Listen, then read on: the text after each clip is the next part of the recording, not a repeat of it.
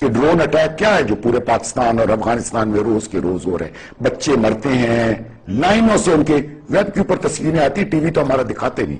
انہوں نے تو صاف آسانی سے کہہ دیا کہ جی وہ ہمیں وہاں جانے کی اجازت نہیں ہے. میں نے کہا اچھا آپ کو وہاں جانے کی اجازت نہیں ہے تو جتنی تصویریں اور ویڈیو وہاں سے آپ تو ہر فون کے اوپر ویڈیو کیمرہ چل رہا ہے وہ آپ کیوں نہیں دکھاتے؟ کہتے ہیں ہمیں اجازت نہیں ہے. میں نے کہا اگر آپ کو اجازت نہیں ہے تو آپ تصویر کا ایک رخ کیوں دکھا رہے ہیں؟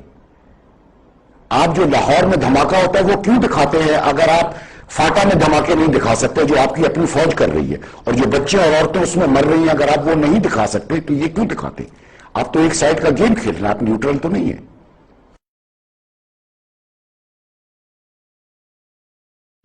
میں نے تو مشرف صاحب کو کہا تھا کہ فاٹا میں آپریشنز نہ کریں، تو انہوں نے کہا اگر یہ نہیں کریں گے تو یہاں سے جو طالبان اٹھ کر امریکہ کو مارنے کے لیے افغانستان میں جاتے ہیں ان کو کون روکے گا؟ پھر اس کا مطلب ہے امریکہ آ کے فاٹا میں آپریشن کرے گا. میں نے کہا بالکل امریکہ آ کے کرے گا، اور وہ کرے. کم سے کم ہم اپنے ہاتھ سے اپنے بچوں کو تو نہیں ماریں گے نا. اگر امریکہ کرے گا تو میں نے ان سے کہا کہ تو آپ یہ ڈرون اٹیک شروع ہوئے تو میں کہتے ہیں ہم تو پروٹیسٹ ہی کر سکتے ہیں نا، ہم اور کیا کر سکتے ہیں. تو میں نے کہا پھر آپ اس وقت بھی پروٹیسٹ ہی کر دیتے، کم سے کم اپنے ہاتھ سے اپنے بچوں کا قتل تو نہ کرتے نا. کہتے دنیا کے آگے شور کرتے کہ امریکہ کے فاٹا میں گولے گرا رہے ہیں، تو اس سے افغانستان تو سنبھلتا نہیں، فاٹا بھی اس کے گلے پڑ جاتا.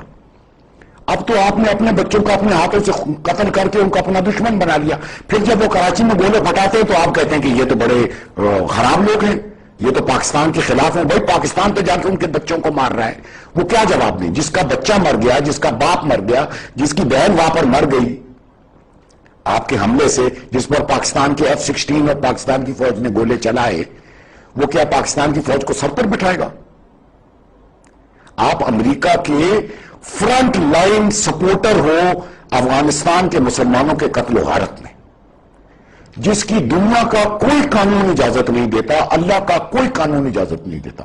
اور اگر اللہ کے قانون کی کتاب کو آپ نے پیٹھ کے پیچھے پھینک بھی دیا ہے تو دنیا کا بھی کوئی قانون آپ کو اجازت نہیں دیتا کہ آپ ایک یونائٹڈ نیشن نے آپ کو مجبور نہیں کیا، امریکہ کو اجازت دی ہے کیونکہ وہ ان کے حکم پر چلتا ہے، ان کے پیسے کھاتا ہے.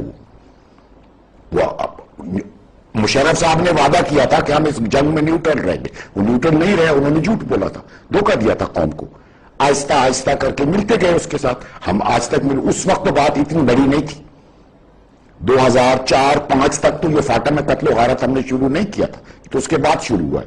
نہ ہی ڈرون حملے ایک آدھ ہوئے تھے بیچ میں، وہ بھی ان کے پاکستان تحریک طالبان کے لیڈر کو مارنے کے لیے، میں بھول گیا ہوں کیا نام تھا اس کا، شاید عبداللہ مسعود. تو کسی صورت میں ہمارا یہ کام جائز نہیں ہے. بہرحال اللہ کی مرضی ہے، یہ اسی طرح ہو رہا ہے. میرا اپنا اندازہ یہ ہے کہ امریکہ کو لا محالہ یہاں سے نکلنا پڑے گا. پوری طرح وہ نہیں نکلے گا، اڈے اپنے برقرار رکھے گا. ان اڈوں کی ایک وجہ برقرار رکھنے کی یہ کہ تمام ڈرون ایکٹیویٹیز جاری رہیں گی، جہاں تک پاکستان اپنی سرزمین استعمال کرنے دے رہا ہے وہ بھی جاری رہیں گی. پھر یہ ان اڈوں پر ان کی ایئر فورس بیٹھی ہوگی، ان کی ہیلی بونڈ کوئک ری ایکشن فورسز بیٹھی ہوں گی جو کسی بھی جگہ پر پن پوائنٹ ایکشن کر کے واپس نکل کے آ سکتی ہیں، کیونکہ وہ وہاں ٹھہر نہیں سک رہے ہیں گراؤنڈ پہ. اور انہی اڈوں کے بیسس پر جب وہ چاہیں گے اپنی فوجوں کے اندر جتنا اضافہ کرنا ہوگا کر لیں گے جب ضرورت پڑے گی. یہ ان کے بیسز یہاں پر قائم رہیں گے، وہ بیسز چھوڑ کر نہیں.